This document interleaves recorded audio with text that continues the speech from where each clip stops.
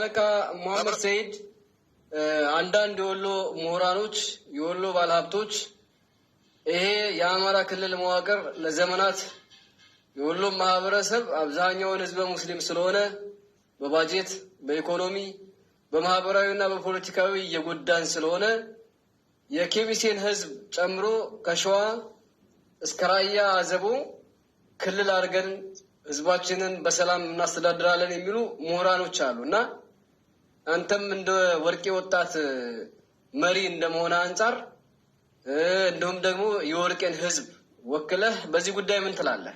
ወሎ ራሱን በራሱ ቢያስተዳድር እንግዲህ እነ መሪ ወዳጁ እነዚህ ጽንፈኞች እነ ዘመነ ካሴ ወሎን ክልል ሊያደርጉ ነው፣ ወሎ ክልል የሚለን እንረሽናለን እያሉም ሲዝቱ ሰምተናል እና የወሎን ኦሮሞ የኬሚሴን ህዝብ ጨምሮ አንድ ላይ ክልል ሆነን ራሳችንን ብናስተዳድር በዚህ ጉዳይ ምን ሀሳብ አላችሁ? ድሮም ክልልነቱ ይታወቃል። በኃይለ ሥላሴ በፊት በነበረው ጊዜ ሀውሳ ነው ክልሉ የሚታወቀው። በአፋር ጋራ የተያያዝነን አሁን ነው እንጂ ይህንንም ጠባሳ ይለዩን ነው።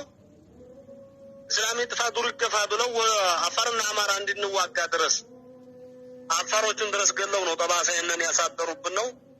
ስለዚህ ወሎዮች ከሚሴ ቀስቅሶ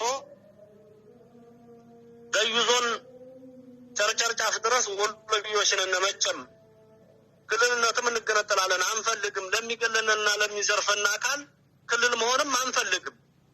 ራሳችንን የቻለ ሰፊ ህዝብ ነው። ማሻአላ ማሻአላ። እሺ እንግዲህ ያው እኛም ወሎነን ብለን ነው የምናምነው።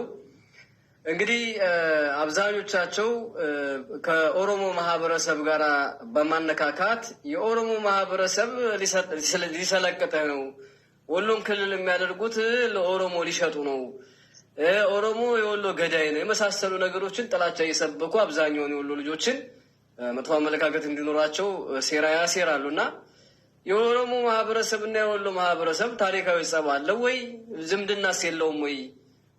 አፋር ጋስ እንዲሁ የተሳሰርን አይደለም ወይ ብለን ጥያቄ ስናቀርብላቸው የኦነግን አጀንዳ የያዛችሁ ናችሁ፣ የኦነግ ተላላኪ ናችሁ ይሉናል እና እንደው ከዚህ አንጻር ነው እና እስኪ እንደው ለወሎ ልጆች መልእክት ካለ ራስህንም ስምህንም ገልጸህ እንደው ለወሎ ልጆች በአጠቃላይ እስከ ራያ ላለው ለወሎ ልጅ እስኪ የምታስተላልፈው ለእህቶቻችን ለወንድሞቻችን የምታስተላልፈው መልእክት ካለ ላዳምጠህ እስኪ። ወሎ በነገራችን ላይ ያው በየዋህነት ሙስሊም ክርስቲያኑ ተከባብሮ እንደሚኖር ለኢትዮጵያ ቀርቶ ለዓለም ተምሳሌት ይሆናል። የወሎ ህዝብ በማስተናገድ ይታወቃል። የእጁን የአፉን አውጥቶ ለሰው ቢሰጥ ደስ ይለዋል። ራሱ ከሚበላ ቢያበላ ነው የሚደሳው። ከነኩት ደግሞ ወሎ እሳት ነው፣ አይመለስም፣ ይታወቃል።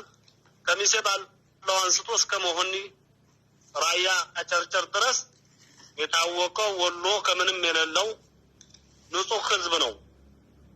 ስለዚህ በዚህ ሂደት ወሎ እንደ ወሎነታችን መቀጠል እንጂ አማራ ነው ኦሮሞ ጋር ተያይዘው ኦሮሞም ኢትዮጵያዊ ነው፣ ኦሮሞም ብንሆን ችግር የለብንም፣ አፋርም ብንሆን ችግር የለብንም። እኛ አልሙሂም የነጻነትን ዓላማ ነው የምንጠብቀው።